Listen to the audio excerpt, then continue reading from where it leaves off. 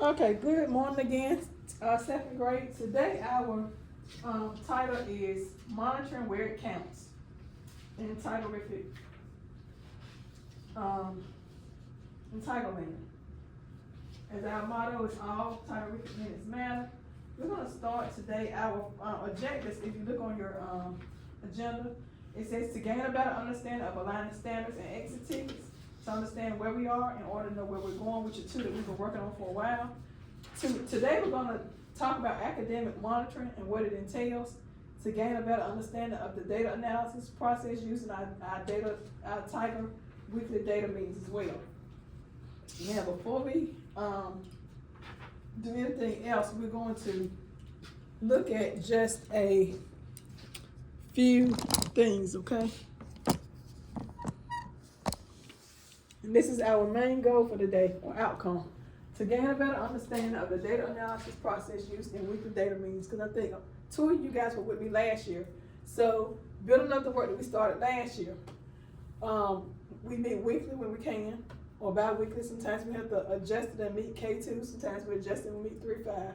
Smaller end of class assessment. We're talking about the day reteaching plan, covering one standard, and it's implemented. If you have to reteach, it's done immediately. And examples of exit tickets. Okay. Our core idea for the day is, in order to truly see what our scholars need, we need to get as close as we need to their work and their thinking. I'm going to show you a video academic monitoring as well. Go back. So, we've done the exemplar. Analyze or create your own exemplar response, and y'all have been doing that, of course, in the exit tickets, and you've been pulling and also creating the exit tickets, so kudos to you as well. I'm a little short-winded, so if I get short-winded, I'm going to have to step out for a minute, okay? Let me sip some right quick. Hold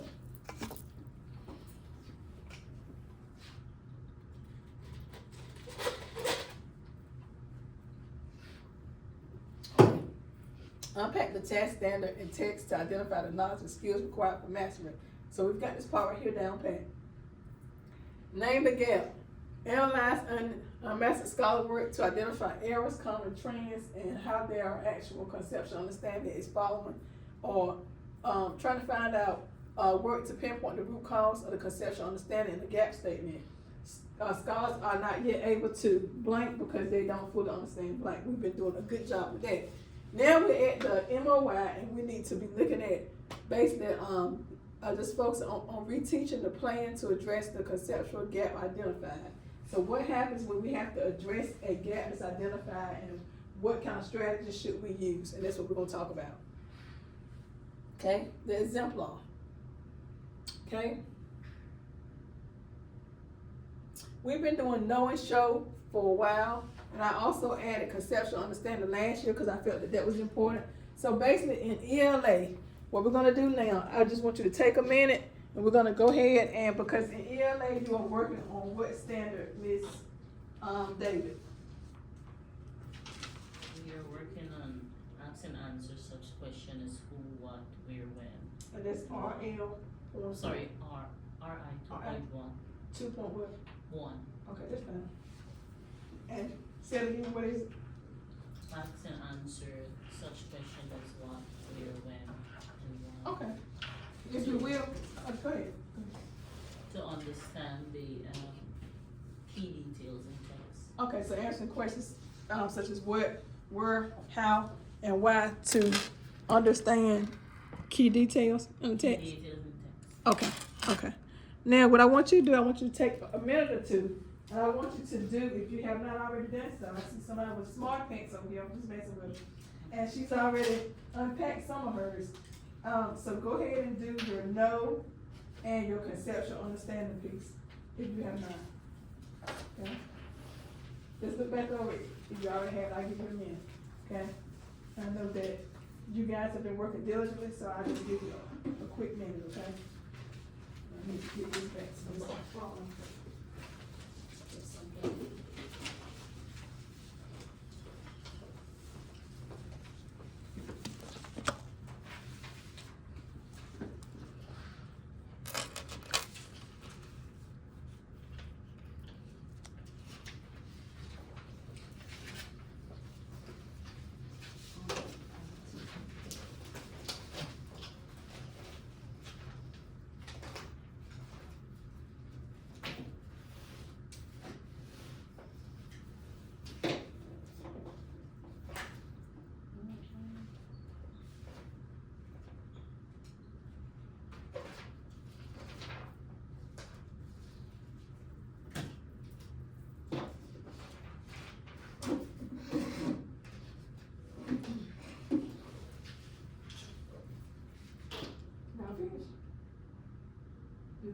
AIG over there too, ain't she, Ms.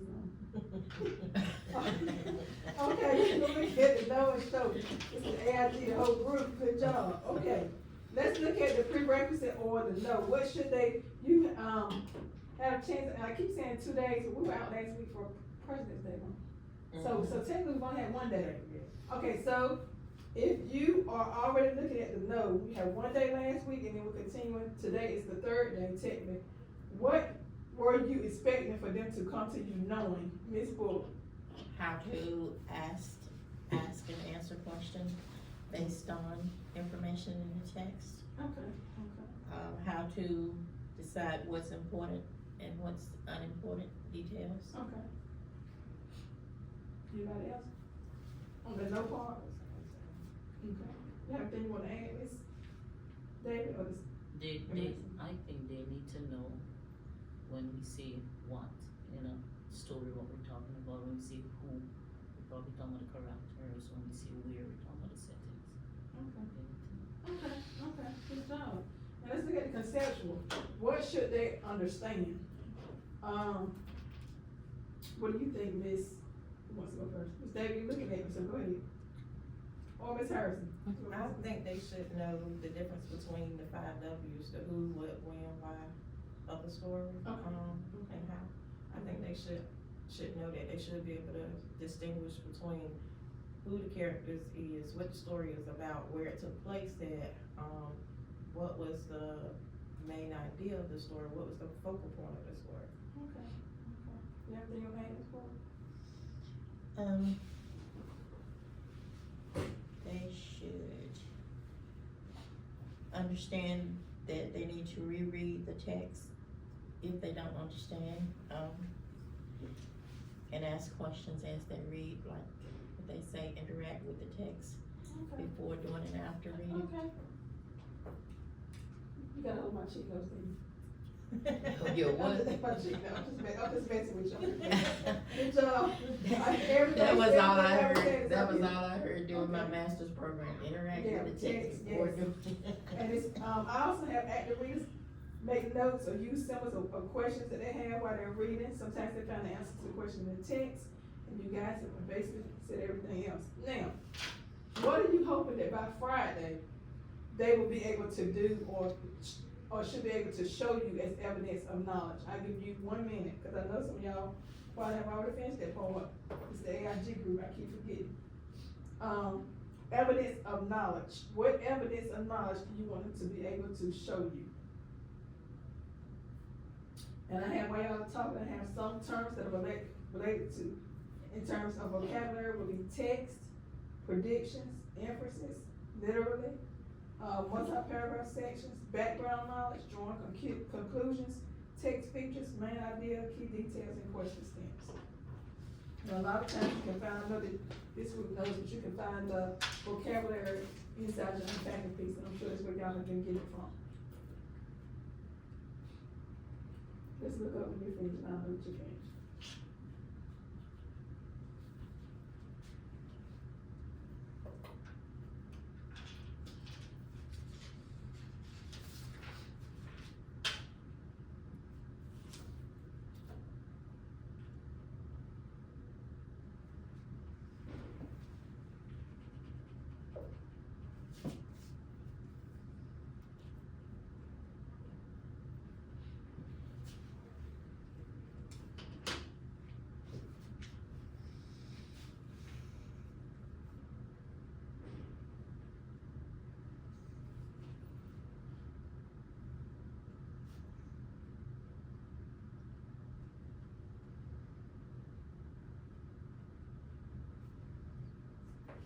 Okay, what do you have as evidence of knowledge? We'll start with Ms. Harrison.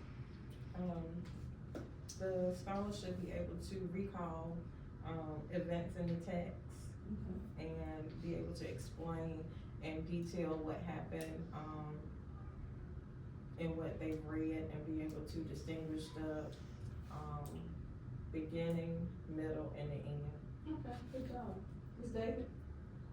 They should be able to show that they can use different strategies and take information from the text, Okay. as she said, recall. Okay. And I think they should be able to, formulate their answers when they're Okay. responding to the Okay, good job. questions. Ms. Ford? Much for the civics.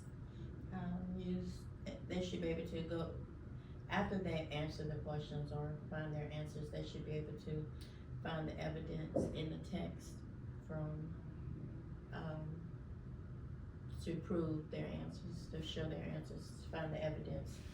And, they should know that when, like informational text with the text features, it's important information because usually like, they just go over that, forget about it, don't read it, or don't even look at it, so.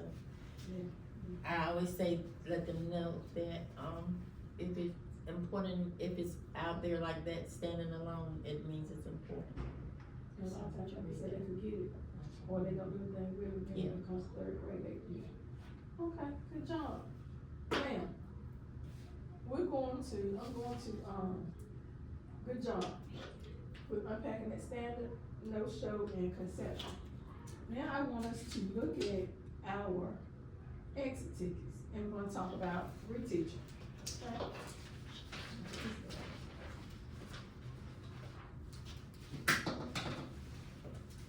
And then after you finish ELA, we'll, be as far in as we can on that. Now, with this data right here, I actually bring them up yesterday.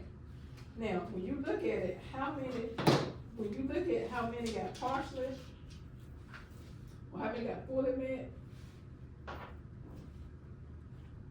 partially, or not met. Ms. Harrison, how many did you get that had fully met? I had 8, Okay, out of 15, 15, okay, how many did you have partial? 7, Okay, out of 15, how many did you have not met at all? none. Okay? Miss David? I had 6 met, 6 partially, and 4 not. Miss Bullock? I had 1 that met, 12 partially, and 2 that didn't meet, but they didn't put anything, so. Okay. So, when you look at the partial met, what do you take away from that? Why do you think that you had 6 mistakes that partially met? Because they did not understand or remember that when we say similarities, we're talking about what they share in common. So they separate. Okay. So what about you, Miss, Bullock, you had 12 partially met? The same, it was, they may have had some of the information, but not all of it. Okay. I only had 1 that actually had all of the information the way that, Should be. yeah. Okay, what about you, Miss? With mine's, they fully understood like the text and the difference between, being able to pull the differences and the similarities together. I think where they got confused on was when, because we had like they had 3 bowls. One was supposed to be for a main part of the text that had about dogs, and then the middle was to bring similarity about dogs and cats, and then the last one was a main point from the passage about cats. And the ones that partially met, they were basically still putting similarities in all 3 of them, instead of just in the middle box. Even though they were saying like, giving a main point of the dogs, but they were saying dogs and cats, you know, are fun pets, and instead of putting it in the middle, they would put it for all 3 of them. So if you had to, what would you guys say when you started this, you started yours? Scholars have yet to understand, scholars do not yet understand what, Compare and contrast. because they do not understand what. Because, in my opinion, they do not understand how to classify. And so what would yours be, based on the standard? Scholars are yet to, because your standard is, your standard talks about what? Comparing and Comparing, contrasting. okay. Yeah. The scholars are yet to compare and contrast I think that the scholars struggle to understand Scholars struggle to understand the difference between, contrast, compare alike and difference, and, similarities is really where they really struggle with the similarities. I would say the scholars struggle to, how to separate the similarities and the differences, from one subject and another subject. So they combine all of them. So they combine everything together. Scholars struggle to compare and contrast because they don't yet understand. How to Differences. separate, kind of separate the information, cause like I said, what mine did was, like the two passages just had dogs and cats, and they went in and they found all the similarities of the dogs and cats, but when it came to separating it, putting, the facts about the dogs here and the facts about the cats here, they put the facts of both of them on both sides, but they put the similar things in the middle. Okay, so we're gonna talk about how to, because our next thing is, you're talking about how to, you're talking about know, show, conceptual understanding, you've done your gap statement. Now we're gonna look at what do we do in order to plan for reteaching, okay?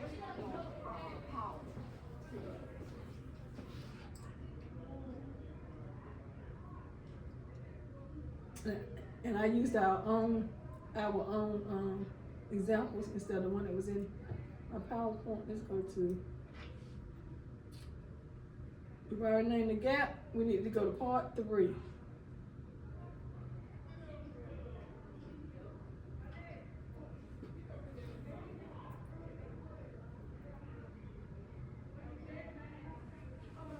We've done the gap thing. Okay, plan to reteach.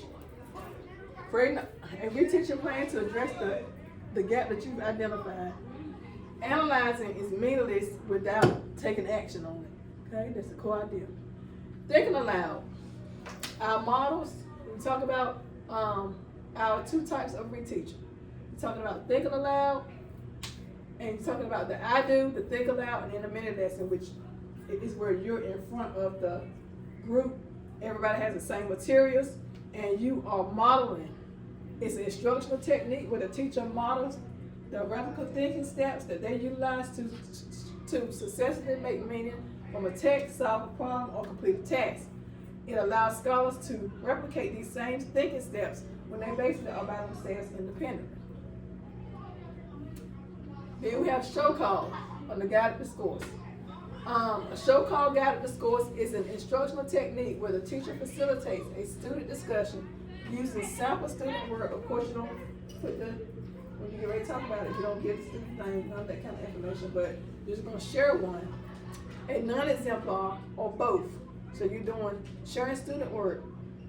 Exemplar, which is the one you did, a non-exemplar, which one scholar did, or both, to drive the conversation. The goal of this is to guide the scholars toward identifying the key understanding on their own through strategic questioning. Okay, think aloud, pros and cons. Pros provides a model of success. If the students don't have it yet, it may cause them to struggle. Clarity, key bright lines of what they have to do. It clearly states it out. This is what you have to do. The cons can become too procedural or not conceptual and passive learning at first. So until they get their hands wet, it's considered a passive learning. Okay?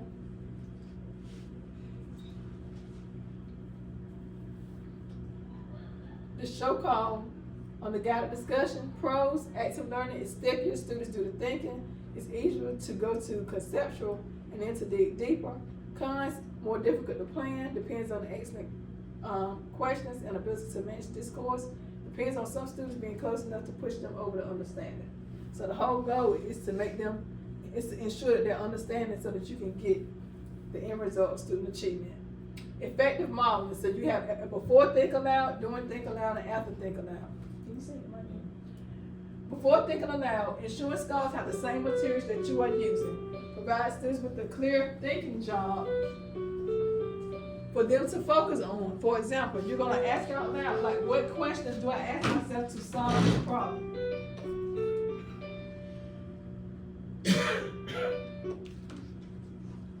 Or what thinking steps do I take to make meaning of this text or passage? Brighten the lines by using a clear in and out cue.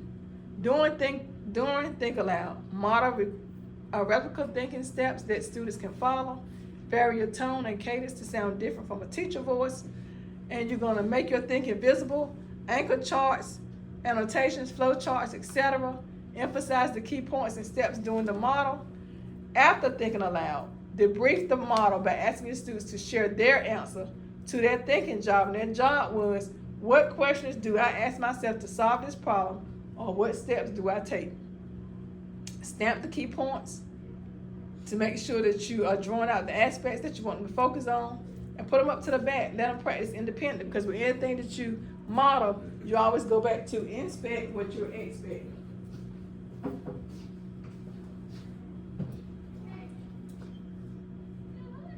Effective guided discourse, you have, these are your steps. Show call, post scholar work for scholars to analyze. Give them 3 options. You have 3 options. Option 1, post both an exemplar and a non-exemplar response for students to engage in a comparative analysis in order to identify the conceptual understanding. So you're trying to get them to identify the understanding themselves without pointing it out to them. 2, post an exemplar student response for students to analyze what makes this one so special. 3, post a non-exemplar response, which what the students have done, reflective of the gap for scholars to analyze what the conceptual error or misunderstanding is and how to avoid making it. Strategic calling on students based on proximal development, which is basically you want first call on a scholar that's struggling, then one that would have been what? Basically one that's struggling, so that would be not met at all, one that's partially there, or 2, and then move to a student that is almost or fully there when other students cannot get there. Use different prompts, evaluate the responses, tell me more, do you disagree and why? Get them to defend their answers. Use effective habits of discussion, have students respond to one another, put them in pairs and then respond to one another's thinking, and let them tell why they thought through that process that way. Stamp the key understanding and give them time to practice, and then let them put it in their own words. Keys to a strong reteach: address the gap, but not all the gaps. Sometimes you have to chunk it. Build enthusiasm, a rationale for reteaching. Reteaching shouldn't take no more than maybe 8 to 15 minutes, depending on the gap. Exclude exemplar student responses to teacher questions. Stamp the gap, and you always want to give them what? Stamp the key understanding, not the gap. Core idea related to the gap, and you always want to give them time to what? Practice. Okay? Any questions? Any questions? So now we're going to move on into the math one, because we always do the ELA first.